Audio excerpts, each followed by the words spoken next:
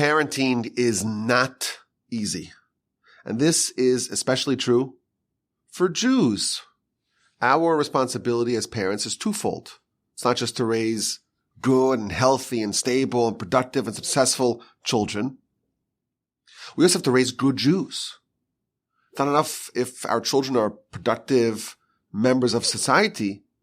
We want them to be outstanding Jews as well. And what does that entail? Well, to have a strong connection with their Creator, to have an appreciation of what it means to be a Jew, to have a connection with the Almighty's holy Torah, to understand the mission and the meaning of Judaism. So parenting is hard in general, and especially for us, it's even harder. And there isn't really a manual. So a lot of people are completely mystified about how to do it. A few months ago, I was invited by a group of young fathers in our neighborhood. They wanted me to give some parenting classes for them. And the truth is, I was quite flattered that they would ask me. I think it's a bit presumptuous to say that I'm an expert. My children are relatively young. Who's to say I know anything more than they do? It was also a bit of an realignment that I'm no longer one of the young fathers. I'm like old. I'm grizzled. I'm an old grizzled veteran. But the jury's out on my children. What's going to be? Who's to say that I'm an expert? So I started off by saying, listen, I have a disclaimer. I don't claim to be an expert. I don't claim to have all the answers. I'm not a guru, and I'm not so sure of myself. In fact, my self-assessment, my self-perception of how good of a parent I am, my parenting ability and aptitude, it was way higher before I had children. Before I had children, I got it all figured out. I got the plan. We know what to do. But children have a way of humbling you. So I want to make it clear at the onset, I told the group, I'm not claiming to be a parent. But I did say, number one, I have lots and lots of experience. I told them I have over 70 years of parenting experience. Why? Because I have 16 and a half years of experience trying to raise my son Akiva. And I have 15 and change years of experience trying to raise my son Yoshua. And 13 and change with my daughter Miriam, and so on. It's over 70 years of parenting experience. So maybe I could share a thing or two.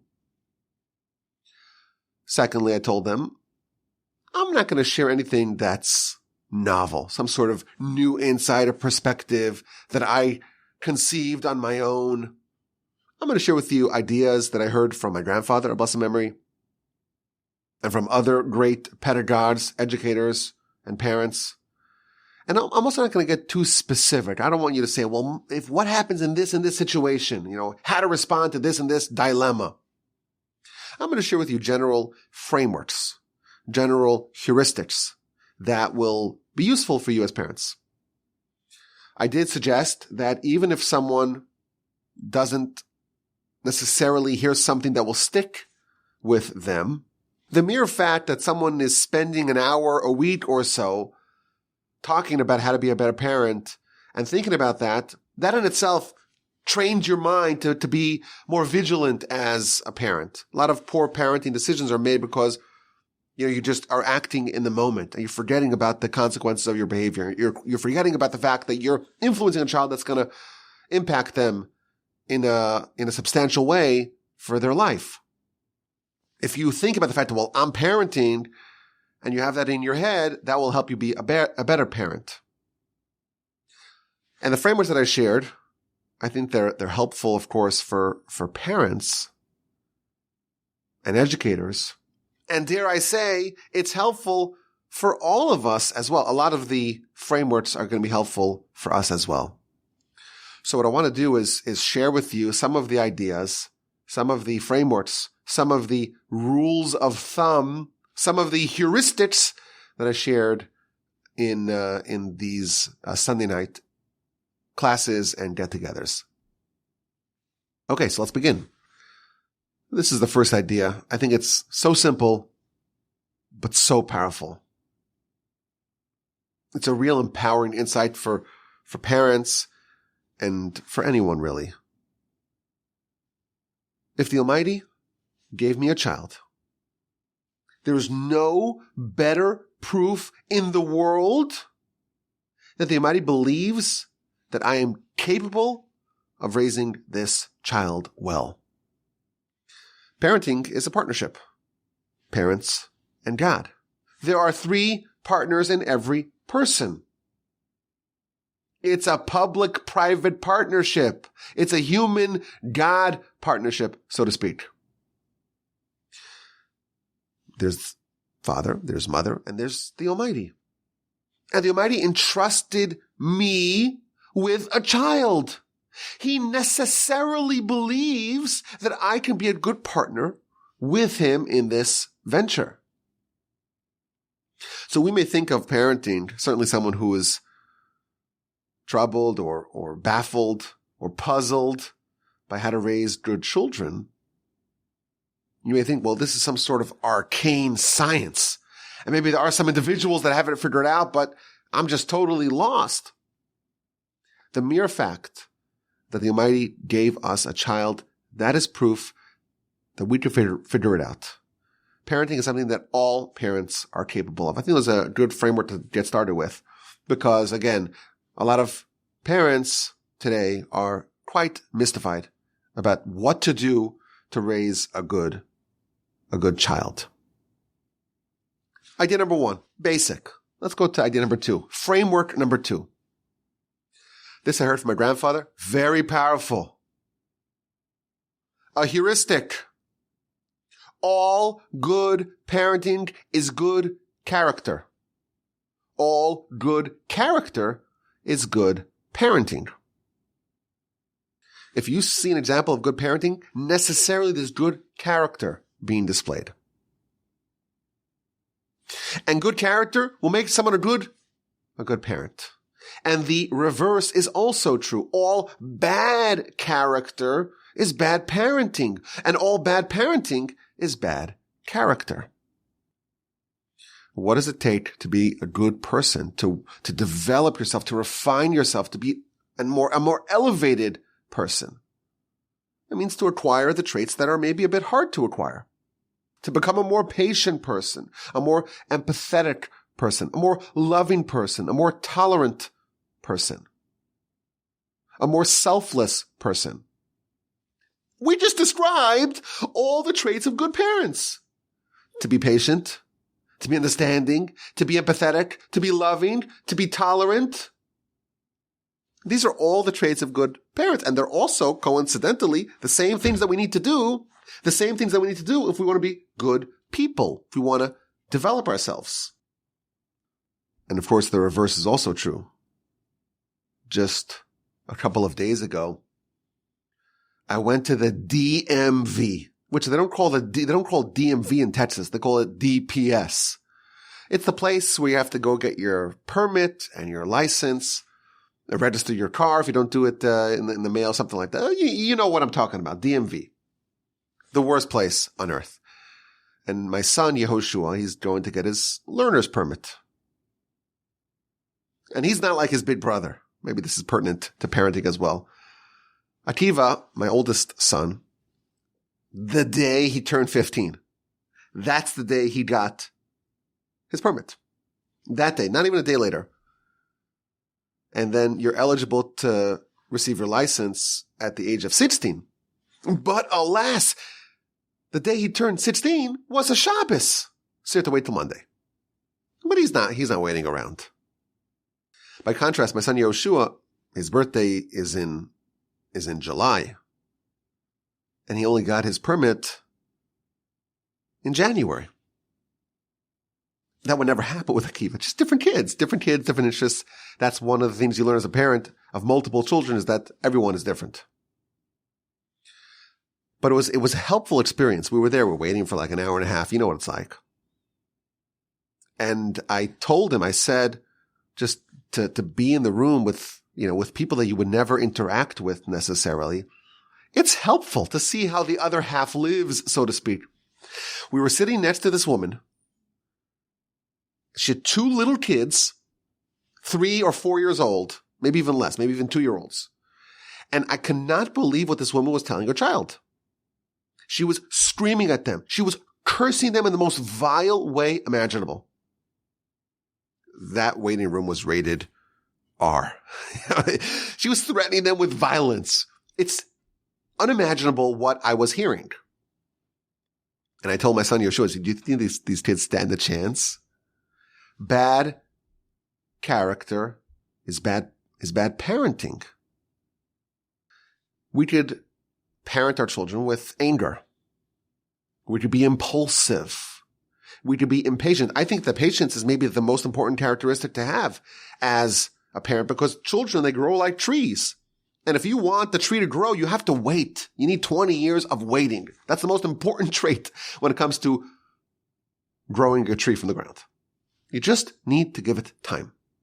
And if you're impatient and you want to see results right away, well, you're in trouble, because you're not going to end up with the results right away.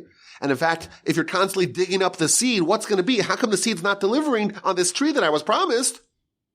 You're actually going to ruin the experience. You dig up the tree before it's done, you've ruined the tree. Impatient parenting is bad parenting. Selfish parenting is bad parenting. Envy. Why can't you be more like Tommy? How come the other kids in the block are so respectful to their parents? How come you come to me with these terrible scores on your report card, and everyone else, they're doing so well? Bad character is bad parenting. So this is an interesting framework that if you want to improve your parenting, there's a way to do it that involves nothing to do with parenting. It's just character. If you improve your character, necessarily you'll be a better parent. And that's one example of passive parenting.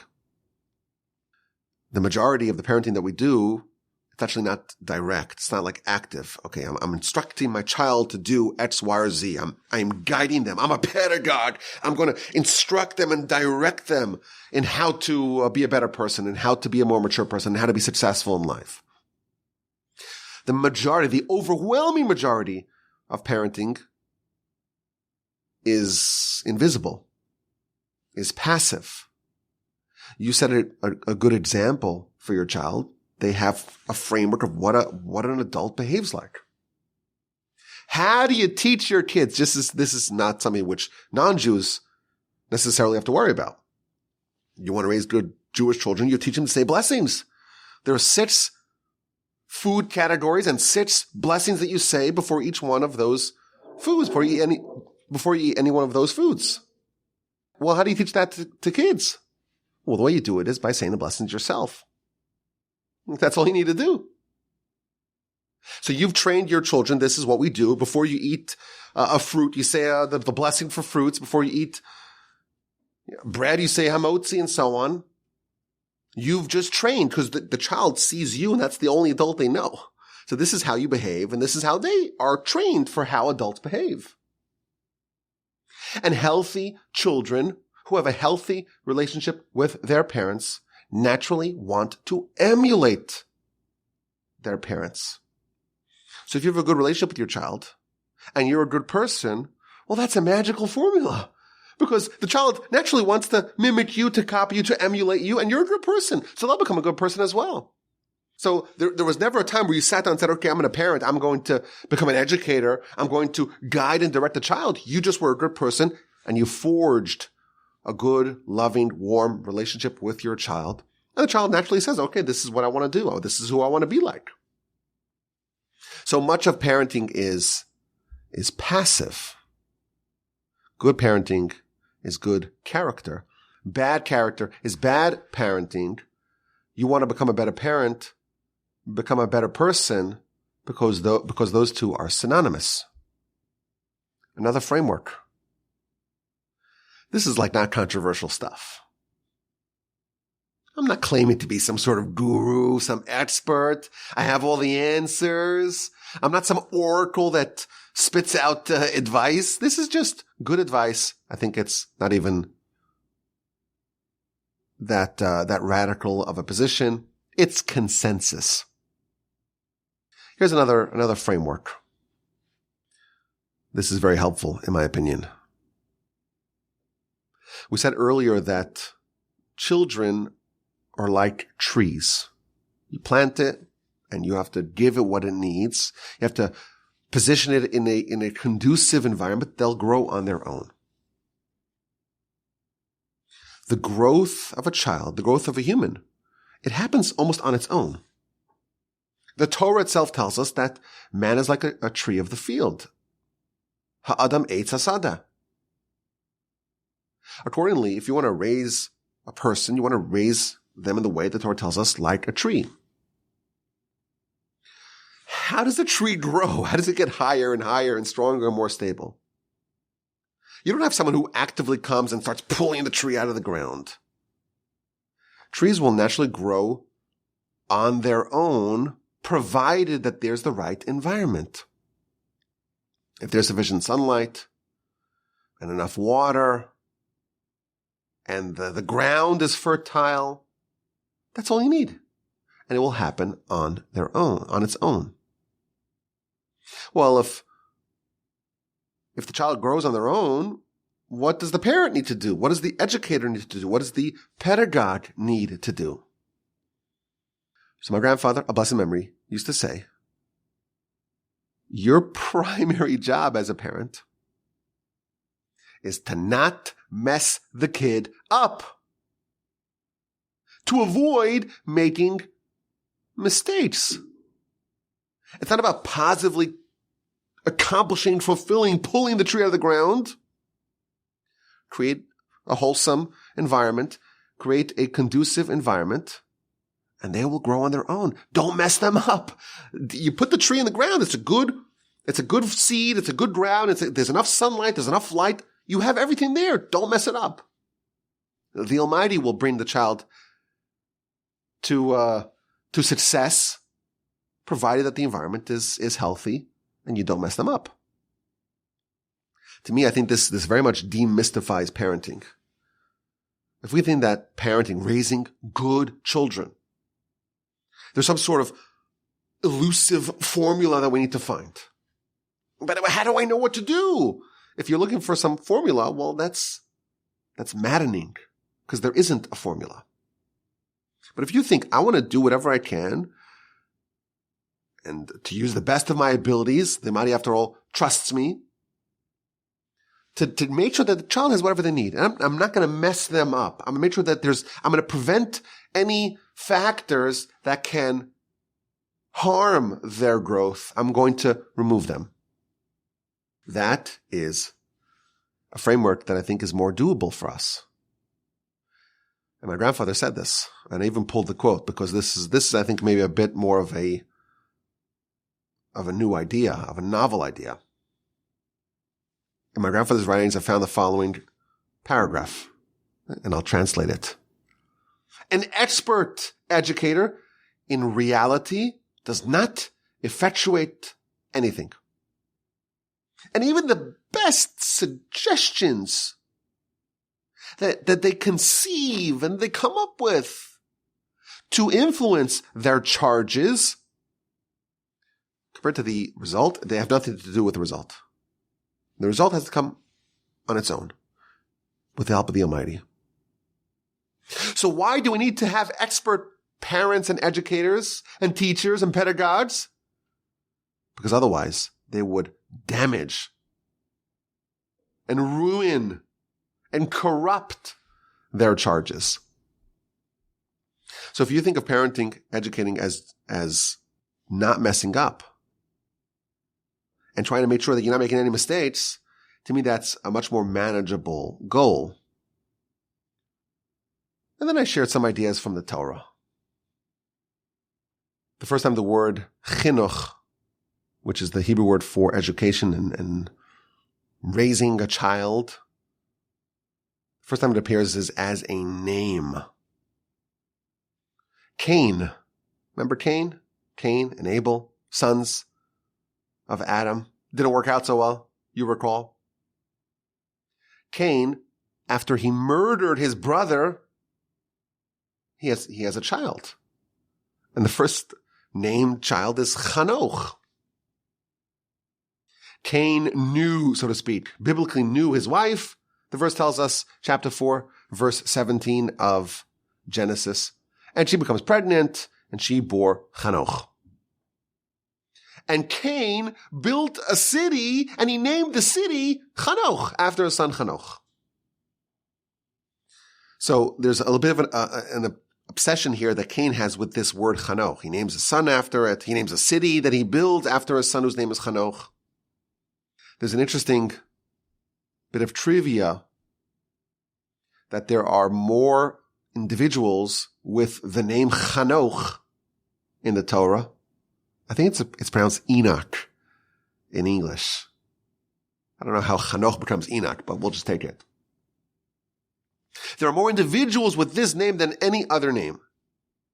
There are 4 individuals with the name Hanoch.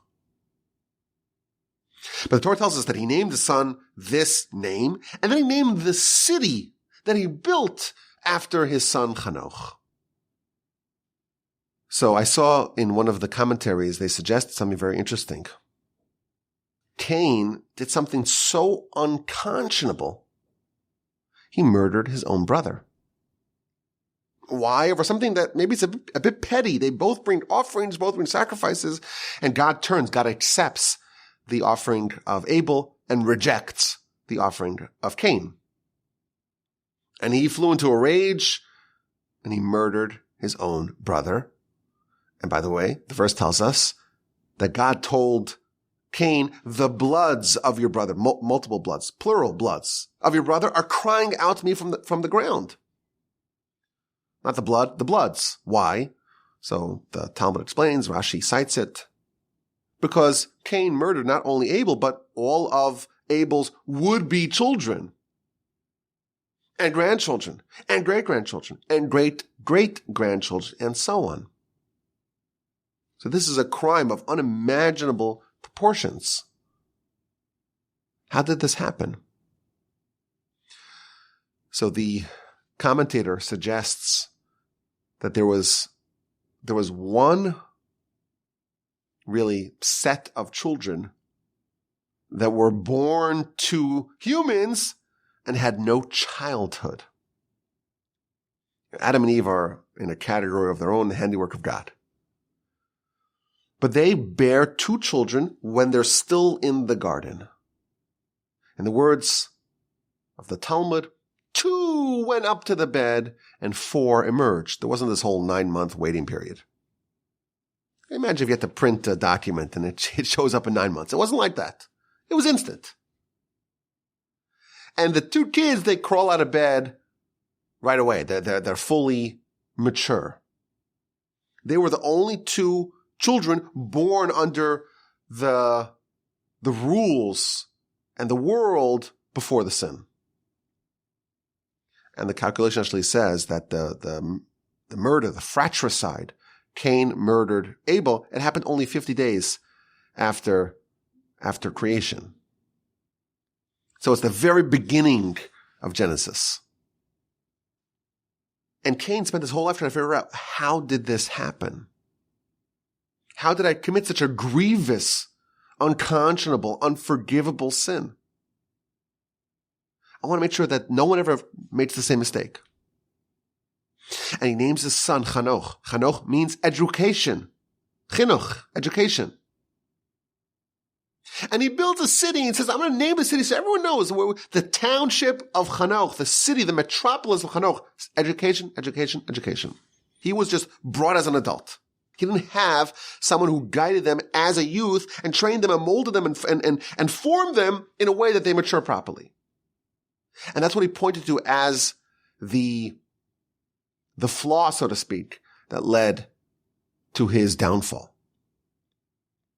And maybe that's why there are so many people with this name, because it's such an important lesson for all of us to learn.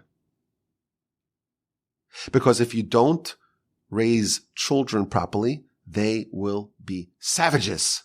And that's a terrible thing to say, but it's true.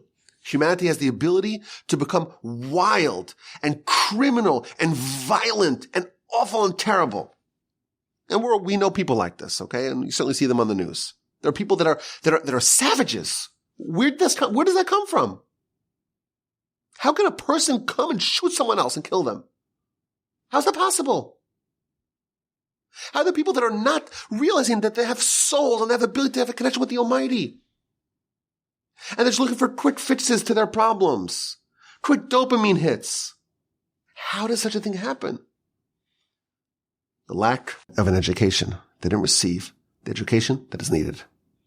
That's what Cain is warning us. There is an imperative to do this. If you don't do this, what a human is capable of is frightening. The beginning of the Torah, first personalities we meet, they are guiding us about the imperative for education.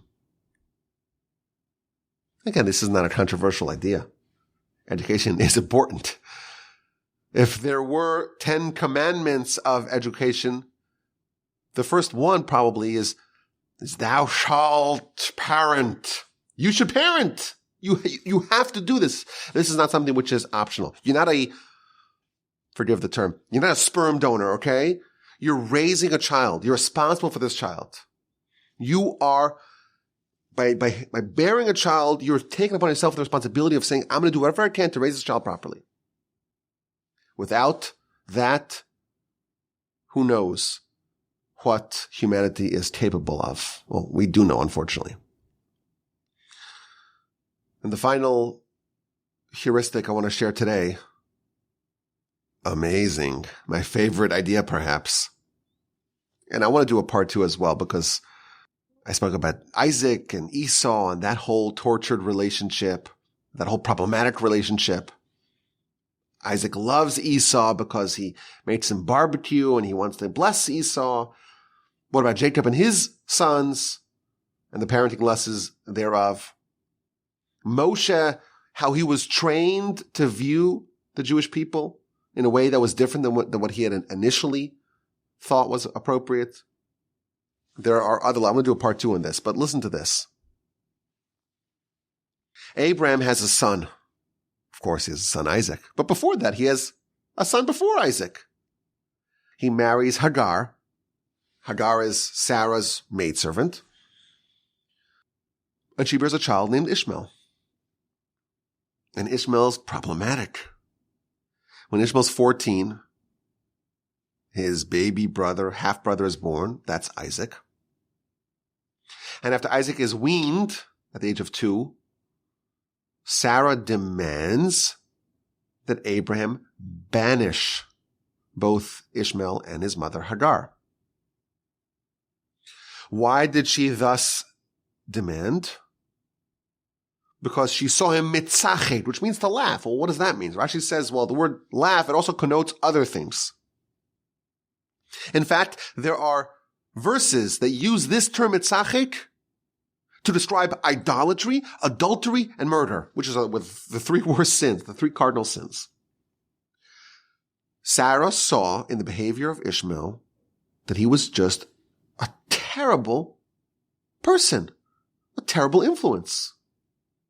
Now, the truth is, we knew this already ahead of time, because before Ishmael was born, Hagar she fled, and she meets an angel, and the angel says, go back to Abraham and Sarah. You're going to bear a son. You should name him Ishmael. V'hu pere adam, and he will be a wild man. Yado bakol, his hand will be in everything. V'yad kol bo, and all hands will be upon him. Before Ishmael was born, the angel declared this kid is going to be problematic. And indeed, child's born, child problematic, so problematic that Sarah proposes to banish him. Abraham doesn't want to do it, and God says you have to listen to Sarah. And Ishmael is banished. And he gives them some water and he sends them away. Now, Hagar reappears in the story. the banishment of Ishmael, it happens in chapter 21 of Genesis, Parshas Vayera. In chapter 25 of Genesis, after Sarah's already passed, Abraham remarries a woman named Keturah. Well, who is Keturah? Keturah is Hagar. And why is she called Keturah? Why does she have a name change? Names in the Torah are always reflective of the essence of a person. Why does she embody Keturah? Because the word Keturah means ketores, which means incense. The special concoction that was burned every day by the high priest or a priest in the temple.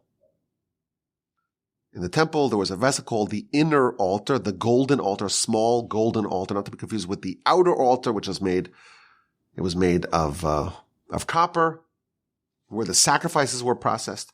Inside the sanctuary, there was a small golden altar. And upon that, the Kohen would burn the incense every day. Hagar is now called Keturah. Why? Because her deeds are like ketores. They're as delightful and pleasant as ketores. Now, what does this possibly mean? So I heard an idea that was cited in the name of a Rabbi Zweig from Florida.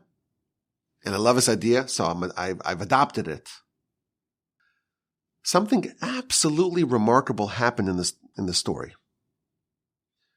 You have an angel of God coming to Hagar and telling her, Hagar, you will have a child. Name him Ishmael. And this kid will be rotten. He will be Pere Adam, a wild man. And by the way, parenthetically, in Hebrew, the noun always precedes the adjective.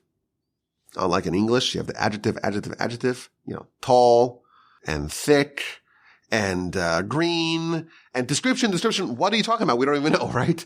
Only at the end do you describe the noun. In Hebrew, it's not like that. The noun, and then you describe what type of noun, what adjective. Ishmael was called Pere Adam. So what's the noun and what's the adjective? The noun is Pere and the adjective is Adam. He will be wild. He'll be more wild than man, the angel declares upon Ishmael. And indeed, he's banished from Abraham's home. Why? Idolatry, adultery, or murder. Pick your poison. And he's only 16 years old.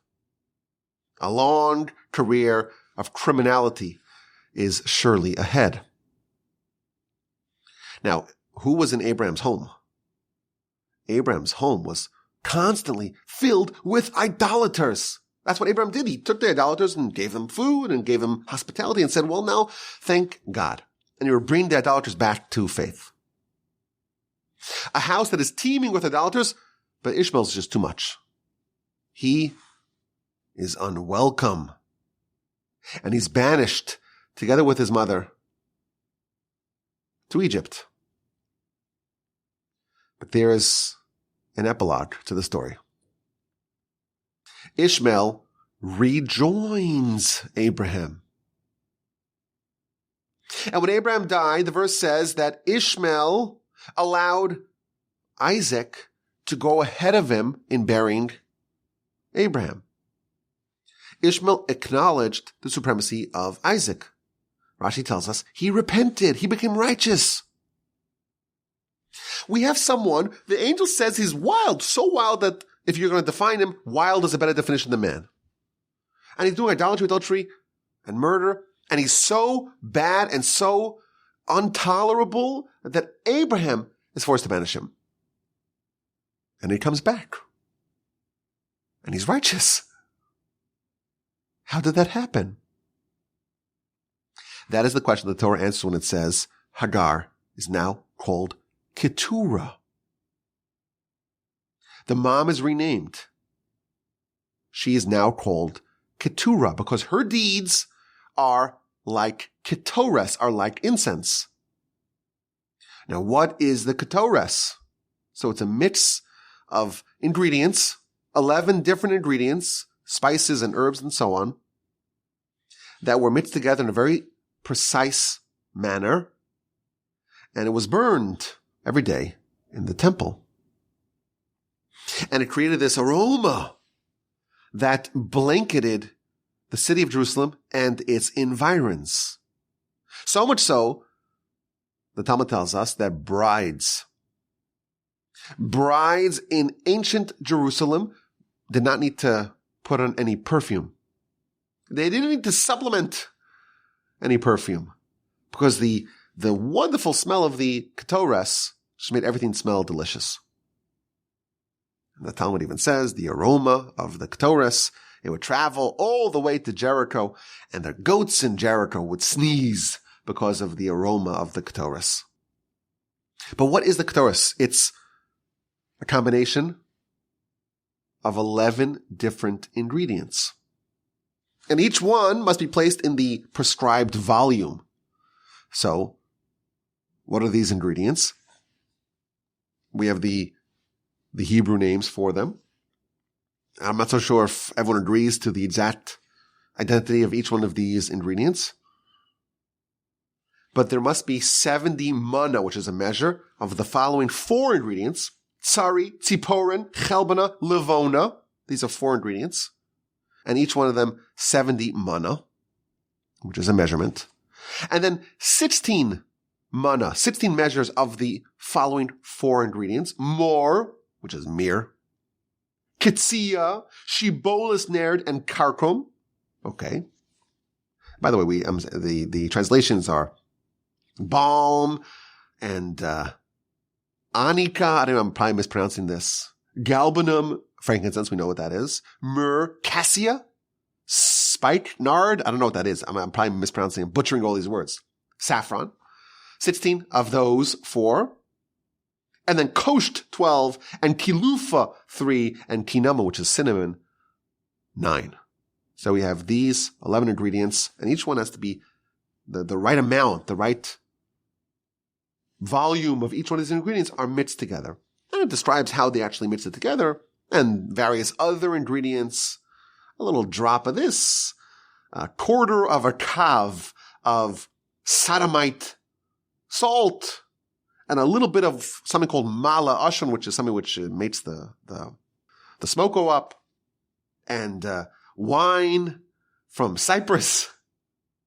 But if you don't have that, just any old wine, any old white wine that is, and something called Boris Karshina, which is Karshina lye. I don't even know what these things are, but it's a very specific concoction. And there are precise instructions for how much of each. And the Talmud even says, if you tamper with this, if you change even a little bit, if you omit any one of the spices, chayev misa, it's a death penalty. You don't play games with the ingredients of the ketores. And the end result of it is a cocktail that's nuanced and rich and aromatically sublime. But the genius of the ketores is that each one of these different 11 ingredients on its own is nothing special. And in fact, one of them, our sages tell us, and Rashi cites this in his commentary to the Torah, Talmud talks about this. One of them, which is the third one mentioned, chelbana, galbanum, it's positively rancid on its own. But when it's combined with the other 10 ingredients, not only does the chelbana not detract from the overall aroma, it actually enhances it. So the art of ketores is the art of mixing these very different ingredients into one. And the net result of it is something beautiful, something just that takes over everything. So it's an incredible aroma. How did Ishmael become righteous? How did someone who the angel said, this kid's rotten, and Sarah says he's too much, and Abram is forced to banish him? The Torah tells us, because his mother was like ketores. Her deeds were as pleasant as ketores. She understood, the angel told her, your kid is rotten. So she realized, my concoction, my cauldron, is starting with a big lump of chalbana, of this one ingredient that smells awful. But no matter how much chalbana you have, if you add the same amount of those other 3 ingredients, and then you do the math of figuring out how to add the 16 of this and 9 of this and so on, the net result can be something beautiful. So yes, Ishmael indeed began his life with awful, execrable, putrid, rancid, effluvious parts of the Torah present. His character was revolting, but Hagar didn't give up on him. She mixed the Ketores. She knew what other herbs and spices to put in the potpourri, what buttons to push, what manipulations to do, to tweak, to adjust, to refine the cocktail. And the net result is he repented. He became righteous. He was restored to Abraham's good graces. Now, what exactly the ingredients of this mixture? We don't know exactly. But of course, we could speculate. When Ishmael was banished, the verse says that Hagar carried him on her shoulders. And when he was going to die, and by the way, she put him a bow shot away because she was worried that he would even murder her. That's how crazy he was. She had unconditional love for him. And when he was sickly and on the verge of dying, she cried and she prayed for him. And when they arrived in Egypt, she found a way to channel his hobby, archery, into a profession. Oh, you like archery? Find a way to make a kosher version of that. Don't shoot Isaac. Don't shoot innocent people. Become an archer. Make a decent living out of that. And she found him a wife.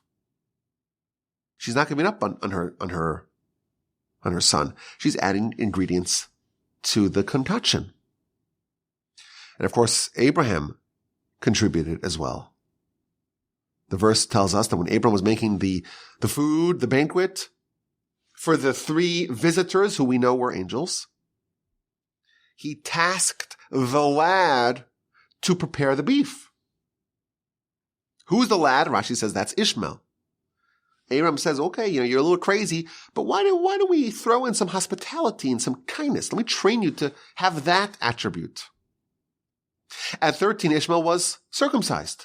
Well, there's some self-sacrifice, some self-abnegation.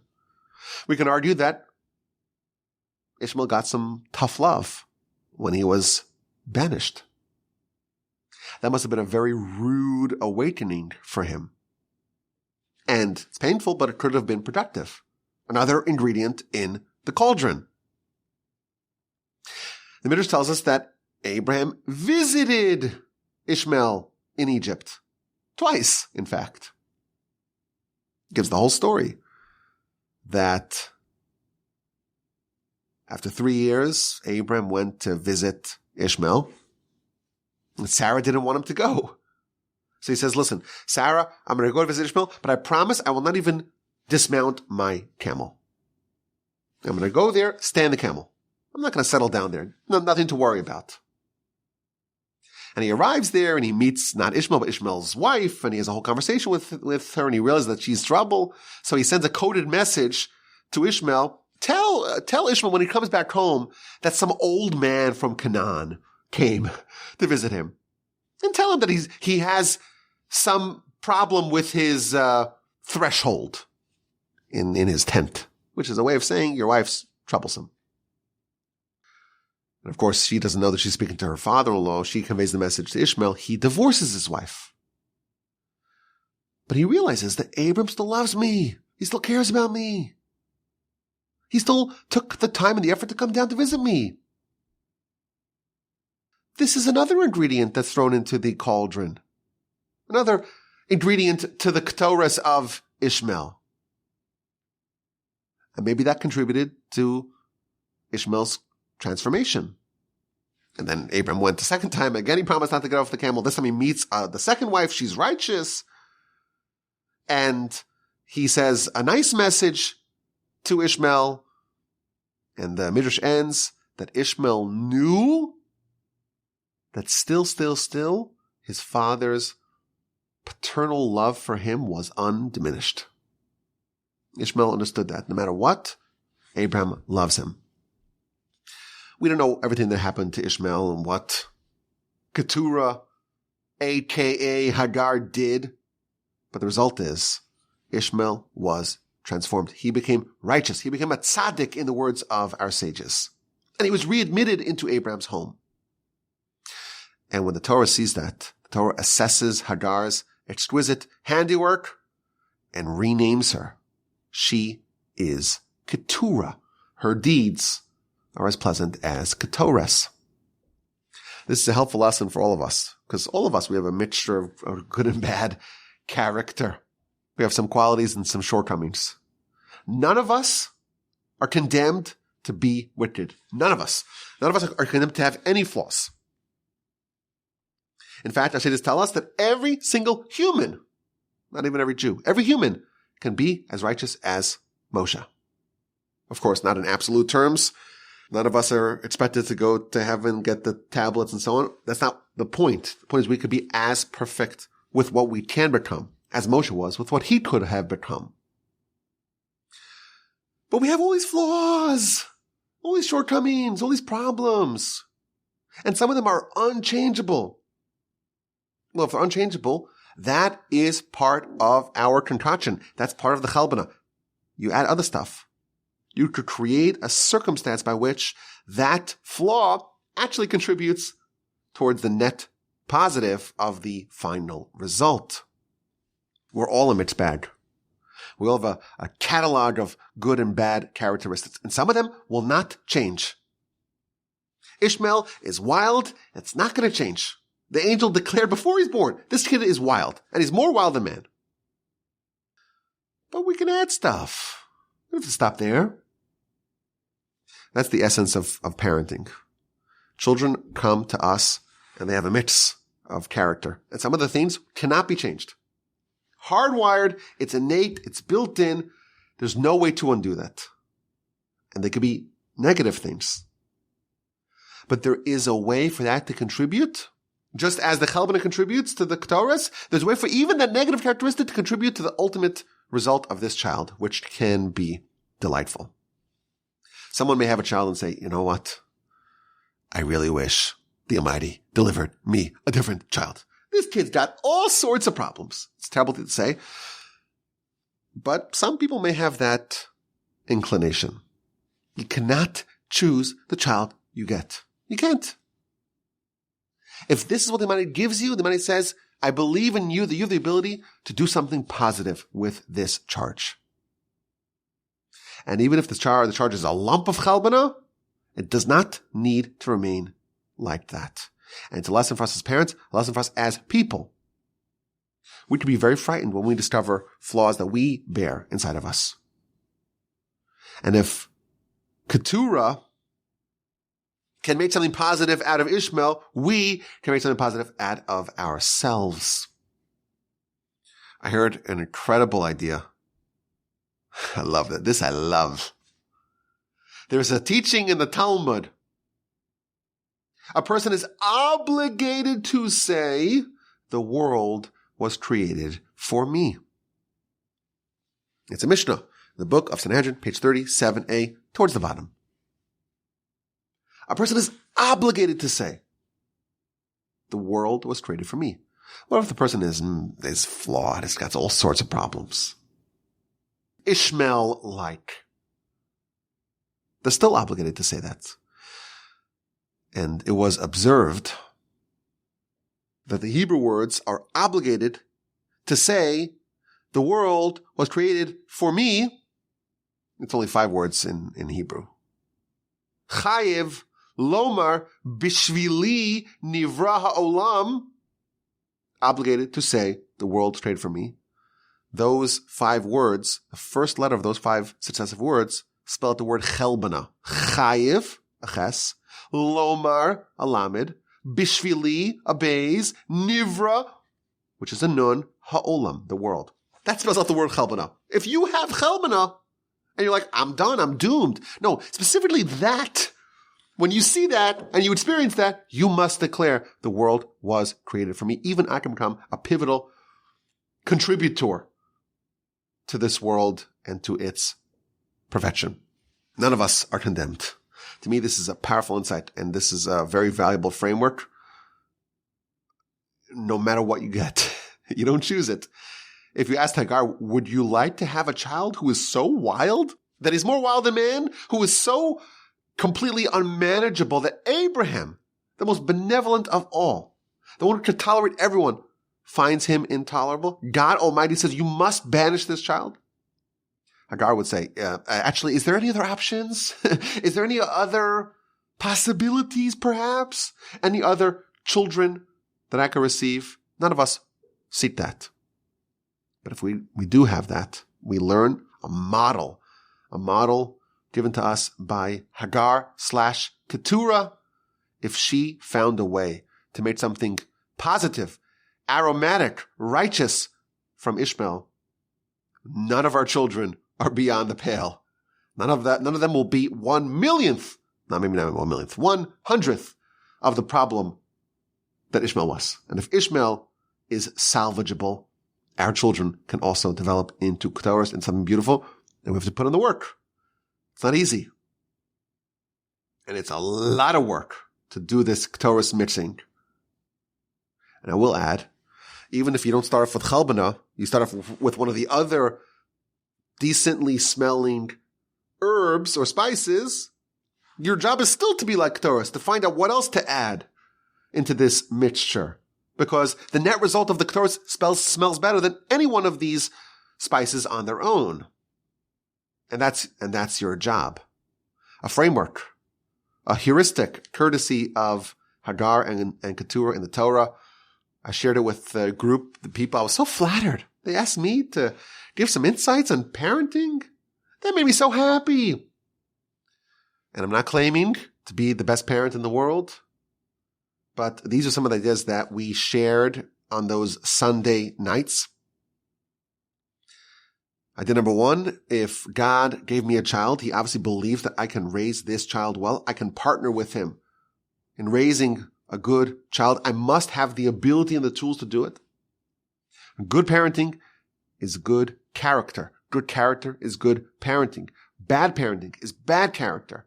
And bad character is bad parenting. A second heuristic.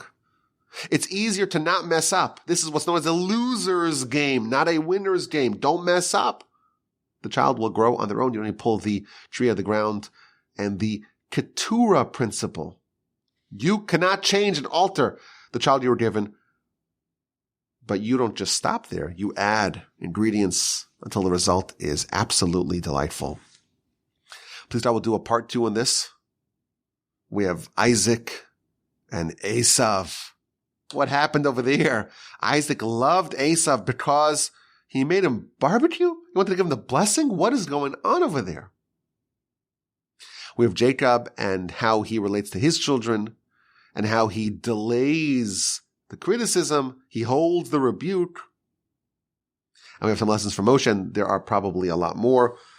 But we hope and we pray that we can raise good children, righteous children, responsible children, stable children, healthy children who are not only phenomenal people, but phenomenal Jews.